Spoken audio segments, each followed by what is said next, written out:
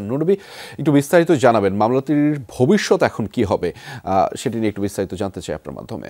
মামলার ভবিষ্যৎ হাইকোর্ট বিভাগ এটির ডেথ রেফারেন্স এবং আপিল শুনানি সম্পন্ন করলো। এর ফলে বিচারিক আদালতের যে রায় সেটি কিন্তু বাতিল হয়ে গেল। কিন্তু মাথায় রাখতে হবে হাইকোর্ট বিভাগের রায় কিন্তু চূড়ান্ত নয়। এর উপরেও কোর্ট রয়েছে, আপিল বিভাগ রয়েছে, সুপ্রিম কোর্টের দুটি শাখা, একটি হাইকোর্ট বিভাগ, একটি আপিল বিভাগ। বিচারিক আদালত যখন রায় দেন তখন এটা অটোমেটিক্যালি কিন্তু ডেথ রেফারেন্স আকারে এটা আসে হচ্ছে হাইকোর্ট বিভাগে। হাইকোর্ট বিভাগ যখন রায় দেন তখন এর পরবর্তীতে আপিল বিভাগ থাকে। ধরেন এটা আপিল বিভাগ থেকে নিষ্পত্তি হলো না, রায়টি এরকম অবস্থায় থেকে গেল।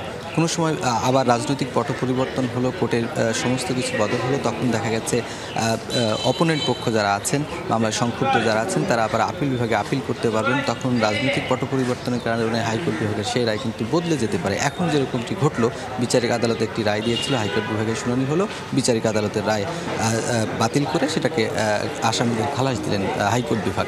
এখন আপিল বিভাগে যদি সেটি নিষ্পত্তি না হয় তখন কিন্তু সুযোগ থেকে যায় পরবর্তীতে কোনো সময় আবার যদি রাজনৈতিক পট পরিবর্তন হয় সেক্ষেত্রে সেটি কিন্তু মামলার রায় উল্টে যেতে পারে, তখন আবার সাজা বহাল থাকলো। তো সেক্ষেত্রে আপিল বিভাগে যদি নিষ্পত্তি হয় এরপরে আসলে আর কোনো জায়গা থাকে না, তখন সেটির বিষয় থাকে যদি রায় যেরকম যে অরফানেজ ট্রাস্ট মামলায় খালেদা জিয়া কিন্তু আপিল বিভাগে চূড়ান্ত হয়েছিল, তখন রাষ্ট্রপতি বা সরকার সেটিকে কিন্তু রায়টি বাতিল করেছে এবং খালেদা জিয়াকে কিন্তু খালাস দিয়েছে।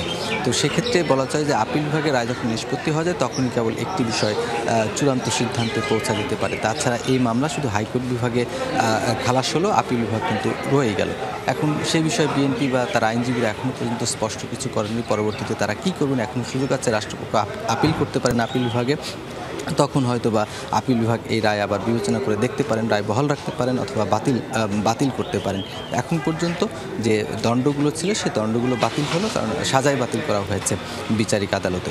তো এর পরবর্তীতে ভবিষ্যৎ কিন্তু আসলে তার উপর নির্ভর করবে যে তারা আসলে আপিল বিভাগে নিষ্পত্তি করতে চান নাকি এভাবেই রেখে দিতে চান। সেটি আসলে রাজনৈতিক সিদ্ধান্ত বা তারেক রহমান বা অন্য আসামি যারা আছে তাদের সিদ্ধান্তের উপর অপেক্ষা থাকবে। তবে আপিল বিভাগে যাওয়ার কিন্তু আইনগতভাবে সুযোগ তৈরি হয়েছে। তো এটা প্রশ্ন করেছিলাম আব্দুল সালাম পিন্টু ভাই, যিনি এই মামলায় একজন আসামি, তার ভাই বিএনপি নেতা সুলতান সালাউদ্দিন টুকু, যে এই মামলা দায়েরের ক্ষেত্রে রাজনৈতিক ঘটনা ছিল, আবার খালাস পাওয়ার ক্ষেত্রেও কিন্তু রাজনৈতিক ঘটনা প্রবাহ দায়ী থাকলো। সেক্ষেত্রে এটাকে আপনারা কীভাবে মূল্যায়ন করছেন? তারা বলেছেন আমরা এখন ন্যায় বিচার পেয়েছি এবং সেটা মিথ্যা মামলা ছিল সে বিষয়ে এটাই তাদের বক্তব্য। এখন বলাই চলে যে এটা একটি রাজনৈতিক ঘটনা ছিল এবং রাজনৈতিক প্রেক্ষাপটে 111 সরকারের সময় এটি মামলাটি দায়ের হয়েছিল, বিএনপির সময় দায়ের হয়েছিল। 111 সরকার তদন্ত করেছে, এরপরে বিএনপি আওয়ামী লীগ এসে তদন্ত করে রায় দিয়েছে। এখন আওয়ামী লীগ সরকার ক্ষমতা থেকে যাওয়ার ফলে পরে হাইকোর্ট বিভাগ থেকে কিন্তু মামলাটির রায় বাতিল হলো, বিচারিক আদালতের রায় বাতিল হলো।